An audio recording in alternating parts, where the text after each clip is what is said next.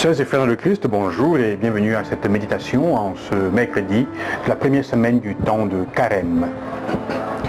Parfois notre foi, notre attachement, notre confiance en Dieu est liée, ou plutôt est conditionnée par la réception de signes au moins.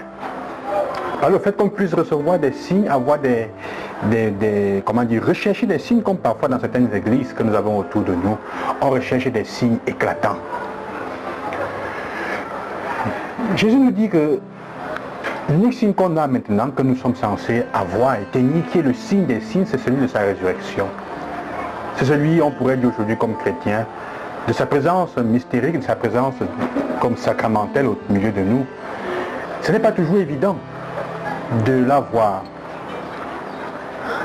Mais ce qui compte le plus, c'est que Jésus, et la première lecture aussi nous fera comprendre du livre de Jonas, nous fait comprendre que ce qui compte, c'est notre capacité à nous convertir. C'est la capacité à changer de vie. Le texte dit que, deux fois le texte de Jonas dit que le peuple de Ninive se détournait du mal qu'ils avaient fait. Ils détournaient leur conduite. Ils se détournaient de leur conduite mauvaise. Deux fois il dit cela. C'est la chose la plus importante, c'est le signe fondamental que nous pouvons avoir aussi au milieu de nous. Les personnes qui ont pu se détourner de leur conduite mauvaise quand elles ont rencontré le Seigneur deviennent pour nous des signes.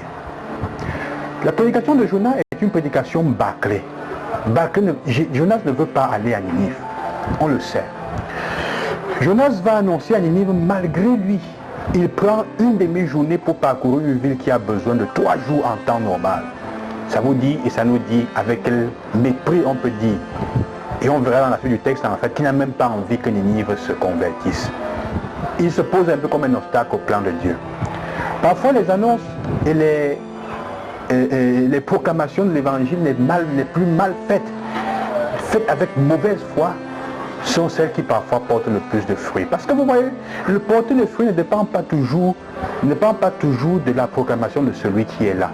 Elle dépend aussi de la capacité de celui à qui c'est proclamé. Elle est proclamée d'écouter et de changer.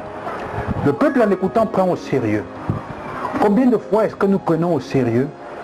Ou plutôt, est-ce que dans notre vie nous prenons au sérieux même les avertissements qui nous sont donnés, même pas des personnes qui ne nous veulent pas du bien? Il ne vous est jamais arrivé que quelqu'un qui est votre ennemi, disons comme ça, quelqu'un qui, en passant dans votre vie, en courant, vous avertisse de quelque chose, et ça, votre cœur sursaute, votre cœur, quelque chose vous dit, prends ça au sérieux. Mais vous dites, ah, cette personne-là, qu'est-ce qu'elle peut me dire de bien? Généralement, quand elle me parle, c'est parce qu'elle me veut du mal. Il ne vous est jamais arrivé, et vous vous rendez compte après que cette personne, malgré tout, avait été un instrument dont Dieu s'était servi pour vous avertir. Ce qui est important à noter ici, c'est la capacité du peuple, du roi, à prendre au sérieux ce qui est dit et à changer de conduite. Deux fois le texte nous dit. Et le texte ne nous dit pas que c'est parce qu'ils sont assis dans la cendre. Et en effet, il jeûne et il fait ce qui a été fait le mercredi des cendres. Il s'arrête, il se rend compte qu'ils sont à un tournant de leur vie. C'est en fait ça le sens du mercredi des cendres, du mercredi dernier, une semaine jour pour jour. Ils sont à un tournant de leur vie, quelque chose d'important est en train de se passer, de fondamental. S'ils continuent comme ils sont en train d'aller, tout va se détruire. Leur vie va être détruite. Ils courent contre le mur, ils vont s'écraser contre un mur. Alors ils s'arrêtent. Le temps de carême, c'est pour ça. C'est le temps de se rendre compte où est-ce que je suis en train de courir le risque de m'écraser. Et peut-être quelqu'un m'a même déjà averti. Je suis déjà averti. Où est-ce que je cours le risque de m'écraser, d'écraser mon nez? Quelle est la route que j'ai prise qui risque de me conduire à quelque chose de mauvais, à détruire ma vie? Faisons attention, c'est ça que l'évangile veut nous dire aujourd'hui. Qu'est-ce que j'ai pris? Et je suis toujours en train de dire, ah, si Dieu ne descend pas du ciel, si Dieu ne me fait pas ceci, si je ne reçois pas tel signe, alors que j'ai déjà reçu le signe. Parfois le signe, comme je disais, vient de personnes qui ne nous veulent même pas du bien, ou a été dit d'une manière qui n'est pas la meilleure. Mais est-ce que je suis capable de prendre au sérieux ce qui m'est dit et de changer, de me détourner de ma conduite mauvaise? C'est ça. Quelle est la conduite mauvaise dans laquelle je suis en ce moment et à laquelle Dieu m'invite à me détourner, de laquelle Dieu m'invite à me détourner? Il y a quelque chose dans ta vie en ce moment, mon frère et ma soeur. Tu en es conscient. Il y a une route que tu as prise en ce moment, de laquelle Dieu est en train de te dire, détourne-toi. Même si tu ne le savais pas, maintenant il est en train de te le dire. Mon frère, ma soeur, détourne-toi de la route que tu es en train de prendre. Détourne-toi de la décision que tu es en train de prendre qui te portera au mal, qui fera du mal à quelqu'un. Détourne-toi de ce que tu es en train de vouloir faire dans ton business, au marché, arnaquer quelqu'un. En ce moment, il y a une décision, il y a une route que tu es en train de prendre. Détourne-toi.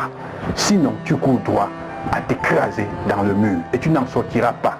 Si tu t'en sors, ce sera en lambeaux. Que le Seigneur vous accompagne, frères et sœurs, qu'il vous bénisse, qu'il vous donne la grâce de prendre l'Eucharistie comme le signe le plus grand que Jésus a donné de son amour pour nous. Dieu dit, malgré tout cela, je suis prêt à donner ma vie pour toi. Même si Jonas ne veut pas, Dieu a changé. Sauras-tu t'asseoir dans la cendre ces jours-ci et changer, te détourner de la conduite mauvaise que tu es en train de prendre? Que Dieu vous accompagne et qu'il vous bénisse, lui qui vous aime. À demain. Loué soit Jésus-Christ.